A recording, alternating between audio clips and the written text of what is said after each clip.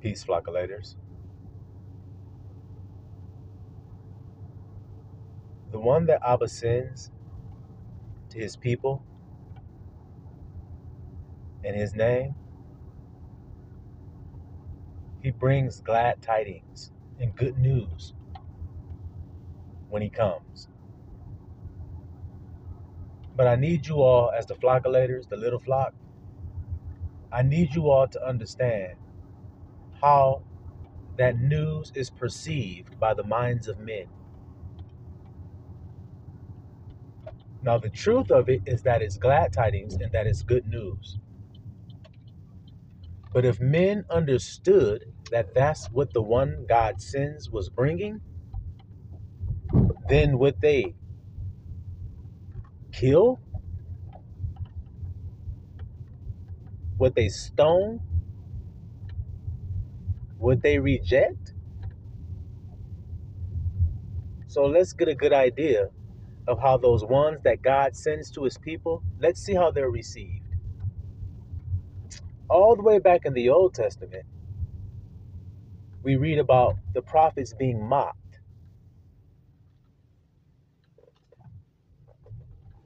being ridiculed, being hated. Yahusha then confirms this in the New when he says, Jerusalem, Jerusalem, you who stone the prophets, see, and kill those that I send unto thee, see, I would have gathered you like a hen does her chicks, but you would not allow it. See? So gathered you like a hen does chicks. What do the chicks get when the hen gathers them? They get protection. They get comfort. They get rest. Come unto me, and I'll give you rest for your souls. But you would not allow it. You wouldn't do it. And then, like I said, you go back to the old. Read what Jeremiah had to say about the matter. Return back to the old and ancient path where you will find rest for your souls. But Israel would not. So do you see it?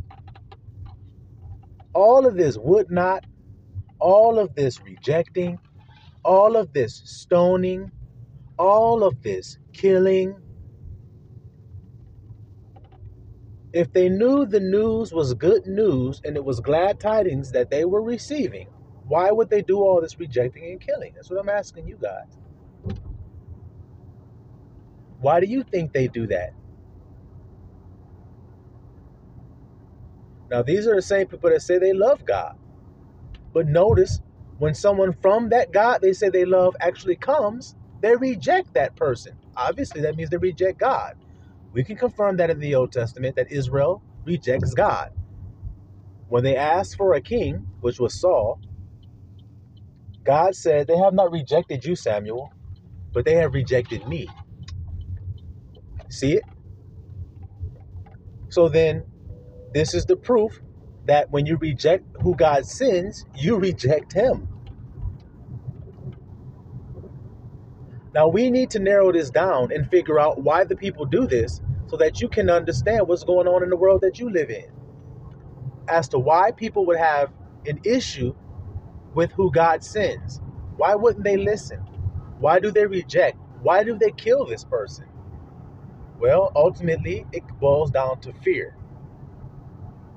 Because ultimately, this is about two different lifestyles.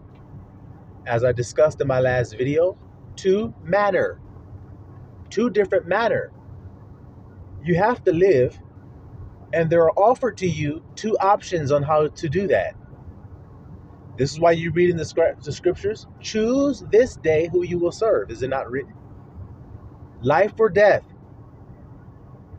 That's the choice you got. So if you choose death, then you've chosen Egypt. Follow me here, little flock. Then you've chosen Egypt. So now let's use this same scenario with Moses and the Israelites to discuss what I have been breaking down for you here. if this is indeed true about who God sends, the people ain't feeling. Well, when Moses had broke up a fight between two Israelites, his brothers were fighting. He broke up the fight.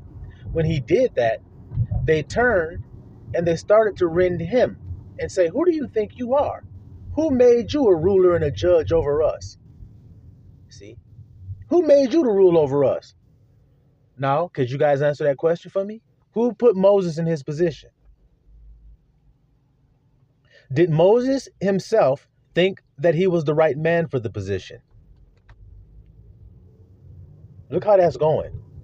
Does the Bible not say that Moses was the most meek of all the men on the earth?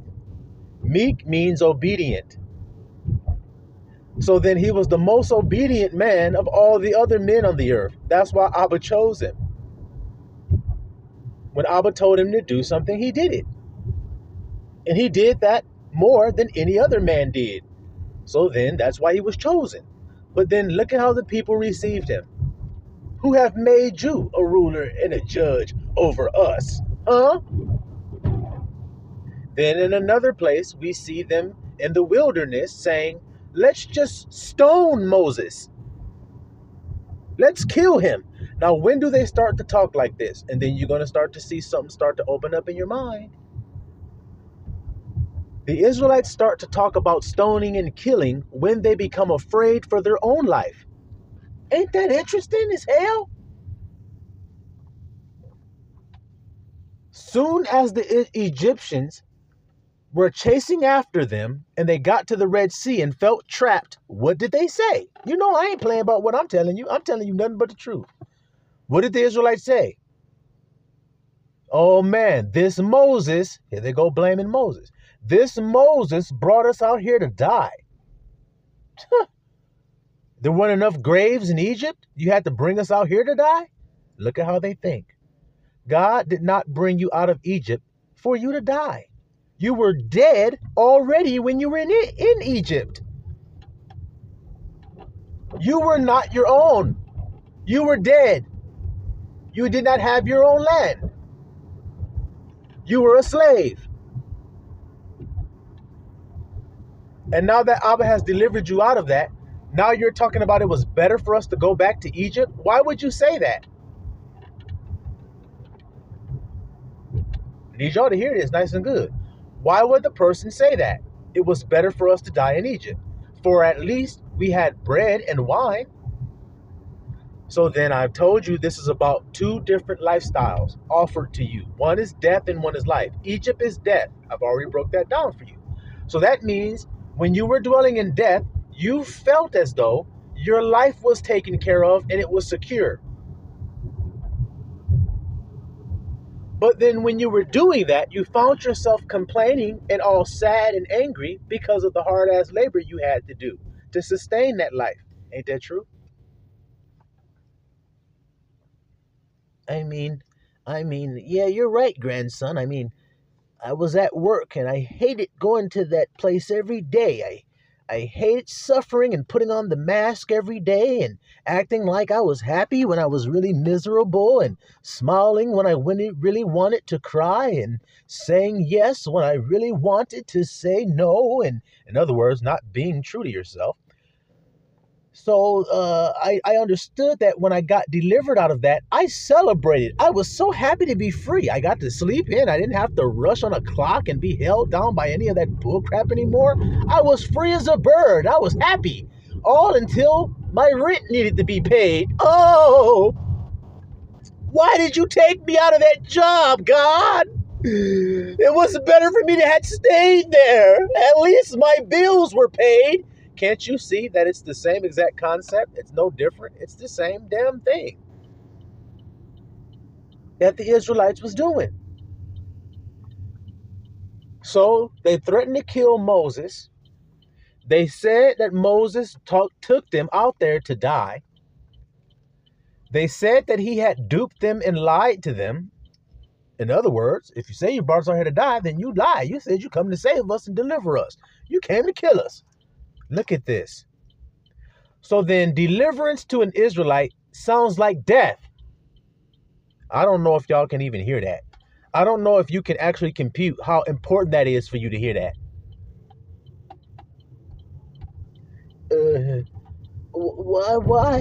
Why is it that important, grandson? I don't get it. Why is it so important? Well, you want to take a moment and think about it real quick? Or do I got to break that down for you? If a person thinks that what they're hearing is death to them, will they receive it? Obviously, no. They will reject it. And then, won't they say that you're some type of devil sent from Satan to kill them with lies? Won't they feel that that's what you're doing? So then, what did they call Christ? Beelzebub. See? Now, was Christ, this is another example of a savior and a deliverer being sent to Israel and how they respond to him being sent. What did they do to him? Did they kill him just like he said they do? So then one of the proofs that you're sent from God is that they'll kill you. Now, when I say that, of course, carnally minded people can only hear it one way, which is, oh my God, they're going to kill me and crucify me. They're going to take stones and take me out into the yard and stone me to death. Oh. But that's not what killing you means. To reject you is killing you. To lie, to blaspheme and say you're doing something you're not doing is killing you. See that there? To throw false accusations at you is throwing stones as well. So do you see how this is going? How we're spiritual? So if this happened to Moses and this happened to Christ, then who in the hell can come after these and think it ain't going to happen to you? That you literally will have the best news a man can hear, and yet he will scoff at it and wave off like it ain't nothing important to him. He will reject it, not even hear it. And he will call you stupid. He will call you a fool. He will call you crazy and every damn thing else. And this is why you read in the Bible where it says things like, we are fools for Christ's sake. Men will tell me that when something happens to me, something bad is happening to me. But I'm a fool for Christ's sake. I believe something good is happening to me because a leader and a deliverer will always be that way, just like Joseph proved. Here's another example. Joseph said, what you meant for evil, see what I'm trying to tell you here today. Abba meant it for good. So then I forgive you, my brothers, for everything that you did for me. If it worked out for my good, then I'm actually grateful for what you did. See that there. Because it confirmed me. It confirmed that I was a deliverer. Isn't that what he said? God meant it to save life. See, deliver, save, same thing. See it? Many lives were saved because of what you guys, the evil you guys so-called had did to me. So that's being a fool for the truth. You're a deliverer. And you were a fool through it all the hardships, all the smear campaigns, all the lies. See what I'm trying to say? Joseph was a righteous man, and a woman desired him, and he knew that it would be wrong for him to give himself to her. So he said no, and instead of accepting that and honoring him for being a righteous man and respecting that, the woman then turned and lied and bore false witness against him. And he went to prison for that. Look how the one God picks and God sends is treated. Look how the world thinks of him. We are the offscoring and the refuse of this world. It is written. Refuse means trash.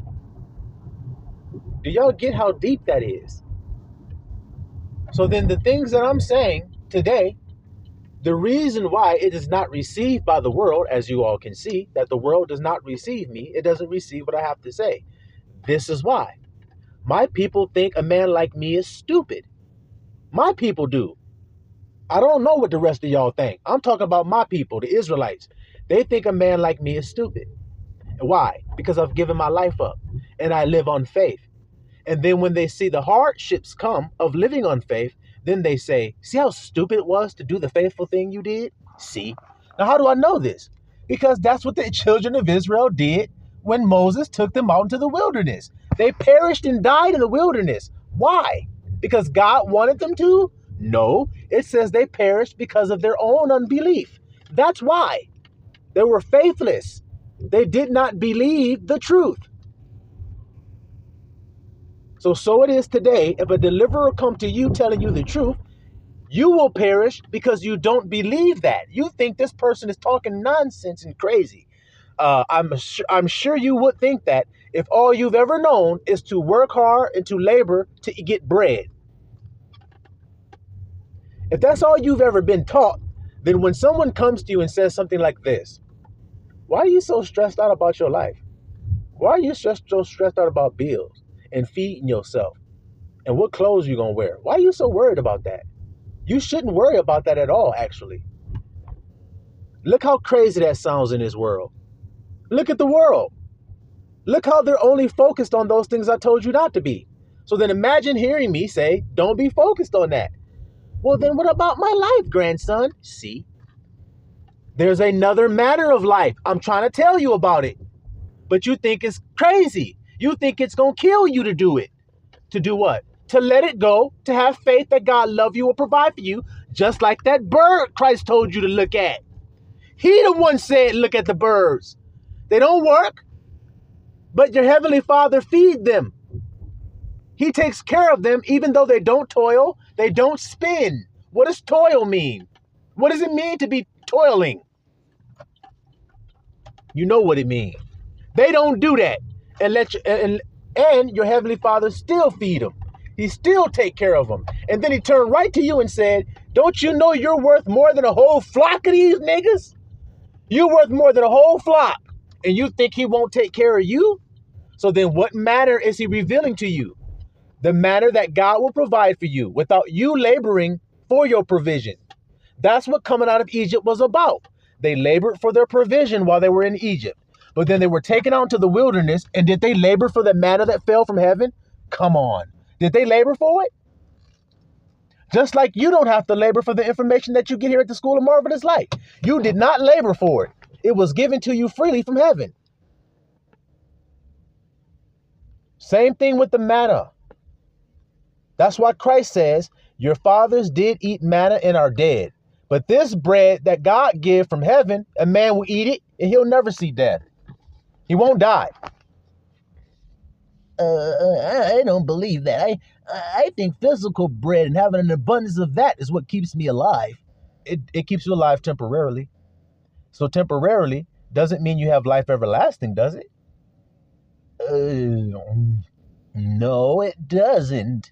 So then why in the hell do you think that you need to chase after it, like Christ said? Take no thought is what he said, didn't he? Yeah, you did, grandson, but come on, man. Come on, you really expect me to take no thought of these things? I expect? Well, God expects. Yeah, get it right then. So you got to remember that when Abba sends his servant to speak to the people of Israel already have a mindset. Key word is set. Their minds are already set on what it takes to live. And you listen to their conversations, they talk about it. The Israelites will murmur and complain about that lifestyle. They hate that lifestyle, but they feel like they must live it. They feel like they have to live it. That it's just life. It's just the way that it is. And they don't feel like they have any alternative. That's bondage right there. Feeling like you have to do something without any alternative, it clearly is bondage. And so it is today. That old lifestyle is fading away. It cannot sustain. It's only temporary for temporary beings. But there's an eternal that's available for eternal beings. See?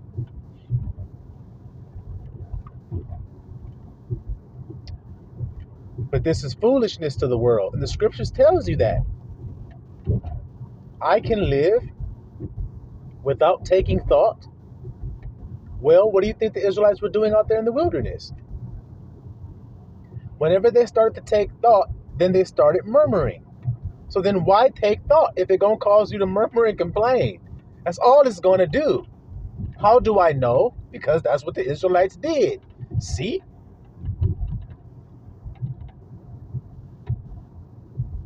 Hey, man, this Moses dude is crazy, man. Let's kill him. Hey, Aaron, why don't you lead us back to Egypt, man? It was better for us to die there. So then this means that when the truth come out, people will think it's better in the old life. They'll think it's better in the old way. Why? Because they feel secure there. Their security is there.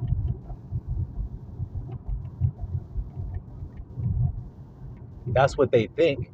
They've made lies their refuge. Come on here. They made a lie of their life a safe place for them. It ain't safe then if it's a lie. When has a lie ever been a safe place to hide? Well, that lifestyle you live in is a lie. And you can only maintain it for so long. See how that's working? Just like the children of Israel. They cried out to God because of the hard bondage, guys. So what's the difference today? People crying out because of the hard labor they're in. They're in an unsustainable environment. The kids were taught something was eternal that wasn't eternal. They inherited a lie. The lifestyle your parents lived was for that time. You can't live the same lifestyle that they live because you're not in the time that they're in.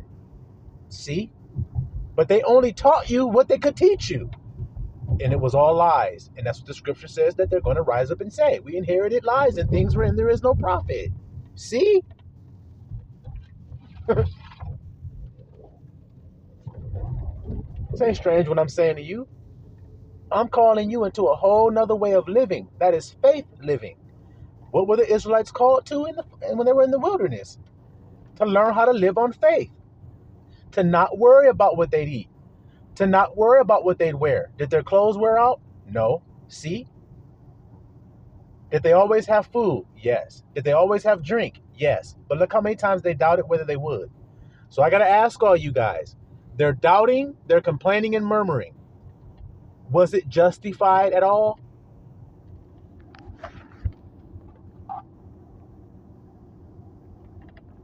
If I tell my father that I'm not going to eat today, and then I do, why did I tell him that I wasn't going to, if I was?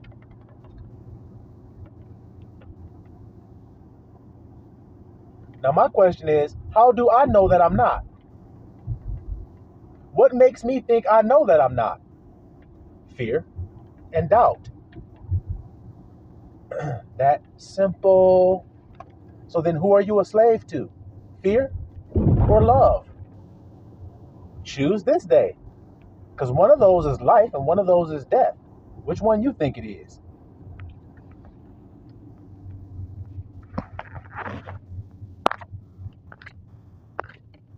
But this is why people are offended.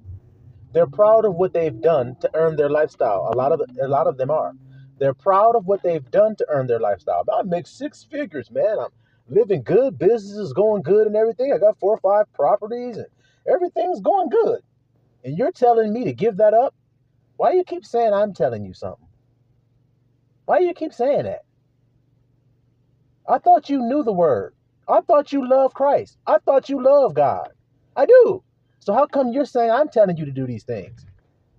Because there's no way God would tell me to do that. Okay, well then read your Bible.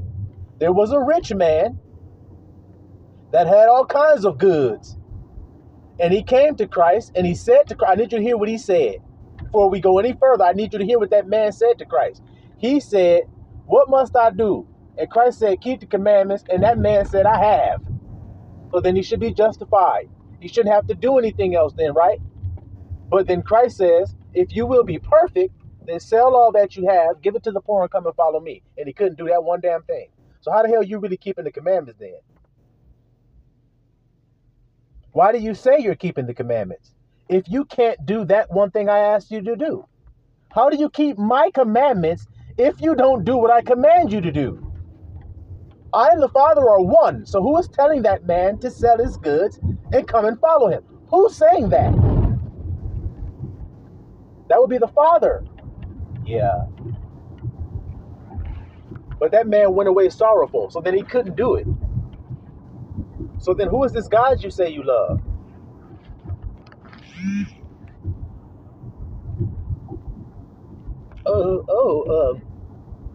Well, I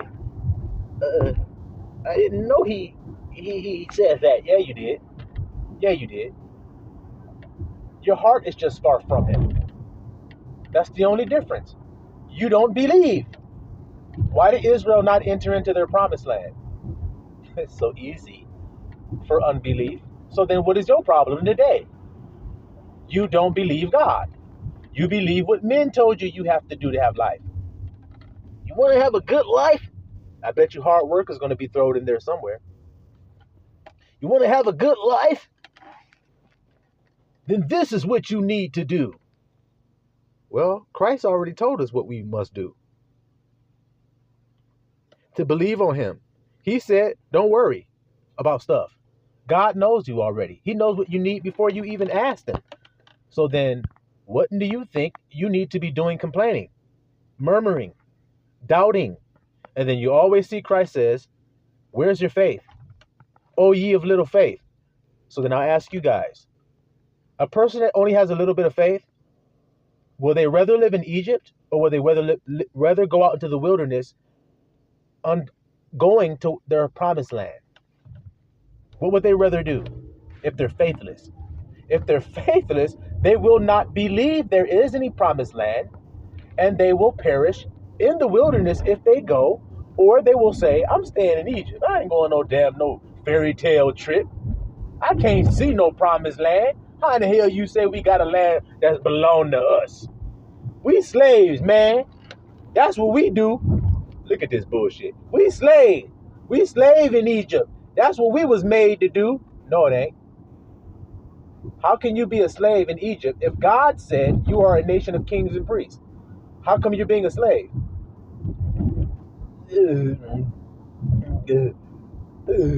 Because you're not being a king and priest. So your sin is you're not being who God said you are. How many people are telling you that that's what sin is? That takes all the confusion away. That takes all the stress away. It frees you up to now know what you need to do. Be you. Be true to you. Be true to the spirit that is within you. Because if you don't, then you're blaspheming that spirit and you cannot be forgiven for that. You'll die doing that. To say I am stupid, to say I am sick, to say I am anything negative is to say God is. So then you're blaspheming the spirit that is within you by speaking that way. You're not speaking true of the spirit that is within you, are you? Look at that. So how many people told you that that was blasphemy of the Holy Spirit? How many people told you that? To tell a lie of the Spirit, that's blaspheming it. So then, what did you say you were? Oh, grandson, when I said I'm stupid, I wasn't talking about the Spirit. Yes, you are. I don't care whether you think you are. I'm telling you that you are. This is what Christ meant when he said, forgive them for they don't know. See? You don't know what you're doing. So I'm making sure that you know now. I'm making it clear for you to know it. You're not being who God told you to be. That's all it means. That's sin. That's error. So if God says you're a king and yet you're living as a slave, you did that. God didn't. You did. As a man thinketh in his heart, so is he. Ain't that right? Yes. Yes. Well, then what were we in Egypt for, grandson? Why were we even there in the first place? So you can see what it feels like to judge wrong judgment and to live in death. So that you would hate it. You would hate Egypt. That was the whole purpose in him showing it to us. And then he told us, remind your children about Egypt. Don't forget it. Tell them about the bitterness of the slavery you was in. Tell them about how much you hated slaving. Tell them that. Why would the Father say that if he ain't got somewhere better for you? And the better he has for you, you don't think consists of you resting and kicking back and chilling and relaxing. You don't think that's the better he has for you? Then how come Christ said he bringing you rest? Come on, y'all. Which one is it? He bring you work or he bring you rest? Which one? What did Moses bring? More bondage and more work for the Israelites? You ain't got to work for no manna falling from heaven. You ain't got to work for no wind to blow no quails in for you to eat that because that's what you wanted either. Y'all must have forgot that the children of Israel desired some meat, and Abba made some wind blow, and it blew a whole bunch of quail, a whole bunch of meat right over onto the camp, and they ate to the full. Y'all must have forgot that happened. You must have forgot that they were complaining about dying of thirst, and then Moses spoke to a rock, and out of it flowed water, and they drank it. You might have forgot that, but God told us not to forget it. So that when times get rough, when you're going through your wilderness, headed to your promised land, which is your rest, while you're headed there, you're going to go through many trials and tribulations and set up camp in many different places. You ain't read the book of Numbers? Maybe you should read it. You're going to set up camp in many different places, and you're going to undergo many different trials and tribulations because you're being tested.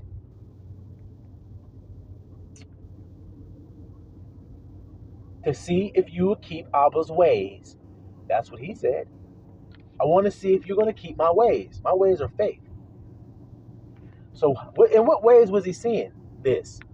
Well, when he rained down the manna, he said, take only what you need that day. Don't take no extra. Now, don't that sound just like Christ saying, take no thought for tomorrow will take care of the things of itself? Yes. See how it's not any different? So then what kind of lifestyle do you think I'm telling you guys about? You can't deny that you've been living in Egypt. The Bible already said you were living in spiritual Egypt. So spiritual means it's hidden. You're living in Egypt, but they had to hide it to fool you, to deceive you into accepting it. They hid the slavery chains. That's all they did. And they got you to willingly submit to it and willingly submit yourself to slavery. Not by force. They got you to willingly submit to it. So you can willingly walk away from it. You can willingly do it, but you won't out of fear.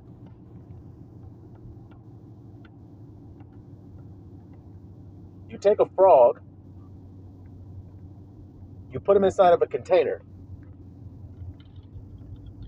and you put a lid on that container. And the frog tries to jump out at first, but his head keeps hitting that damn lid. He can't bust through the lid. He just keeps hitting it. So after a while, he stops jumping. He stops trying to get out. You take the cap off. He can leap right out of that damn thing, but he won't. His will has been broken. He doesn't believe he can get out anymore. So even when you show him he can, he doesn't believe it. That is what happens to Israelites. That is what has happened to Israelites. They were the frog in the container with the cap on it, and they were trying to jump out, and they couldn't. Okay, yeah, Black Wall Street. We're finally jumping out. We're finally jumping out. Oh, man, see? We can never have anything. Yes, you can. Just because they did that doesn't mean they've changed any damn thing. But look how it did change it with fear. Oh, man, if we rise up and we get money and we get successful, then they'll drop bombs on us and they'll kill us. Look at the trauma you're suffering from. The lie. The lie.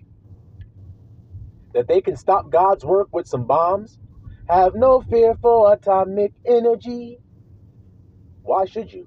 It can't stop the time.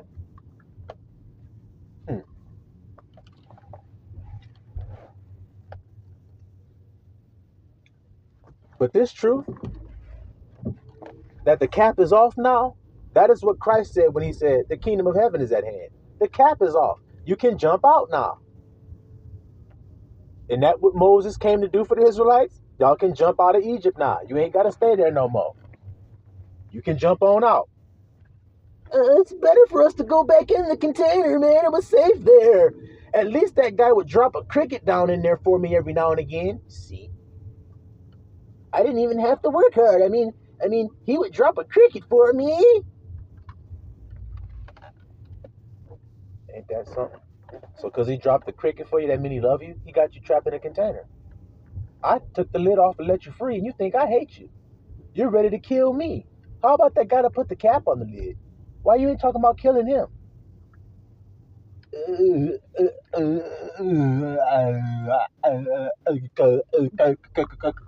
can cut the car the hell you damn want. It ain't gonna change shit. It ain't gonna change a damn thing. It's time to jump up out of that container. Y'all hear me today? And the only way you'll jump out is if you believe that there's freedom on the other side. See what I mean? You believe you have a promised land. Then you'll jump on out, saying, this must be the time of saving. Let me go ahead and get saved. Instead of, oh no, man, my security is in Egypt. And as long as you think your security is in Egypt, then you hate the deliverer. You think the deliverer is crazy. Why do you think the world don't listen to the grandson? Nothing that I'm saying is off biblically. Nothing. Matter of fact, it's all on biblically. But yet, look how I'm treated by the people that say they love God.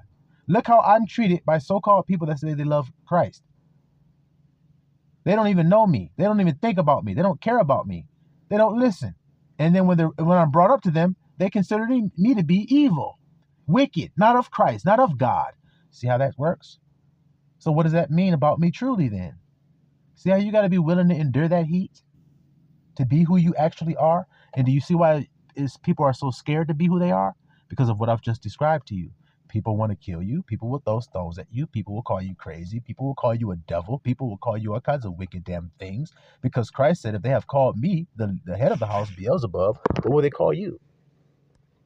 Well, I'm sitting in class like, they'll call me the same things they called you, if I be like you. And he's like, you got that right. So see how I'm prepared for it? Even though it ain't nothing to be glad about. It ain't nothing to be feeling like it's going to feel all good when it happens to you. You see that? While it's happening to you. But then what again did he tell you? Interesting. Rejoice when these things happen. So you see how I said you're not going to feel like it? But you do it regardless because it's the truth of the matter, even though it doesn't feel like it is. So when you're in the wilderness, you're celebrating. Sometimes the Israelites look at you and say, man, we've been out here for a few days. We didn't have any water, man. What the hell are you celebrating for? You're like, man, because we got a promised land, man. We got our own land, bro. We going home, man. What the hell we going to be sad about? We got our own land. We got our own wells. Where can't nobody touch them. Can't nobody defile them. Can't nobody spread no chemtrails over no shit. Can't nobody break through and steal. Can't nobody fuck with our land, bro. I'm happy. But it doesn't feel like we have those things right now. I know it don't feel like it. But faith is the substance of the thing hoped for, evidence not seen. So you just told me you don't see the evidence, right? So then I still have to show you the substance of what I hope for. The substance is my joy that I have right now. See that there? My faith being made known to you by the work I've done, which is the internal work of smashing down all the strongholds that try to hold me back from the truth.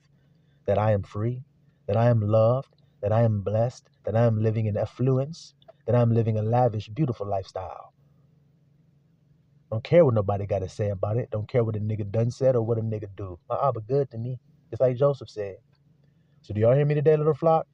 So regardless of how you may be treated because of this truth, regardless of how you may be called names or ridiculed, do you love him more? Then you won't worry about what they got to say about it. Even if your brother or your sister turn away from you or your wife turn away from you, Abba will take you up, and that's your attitude. Silouan, Mr. Allah.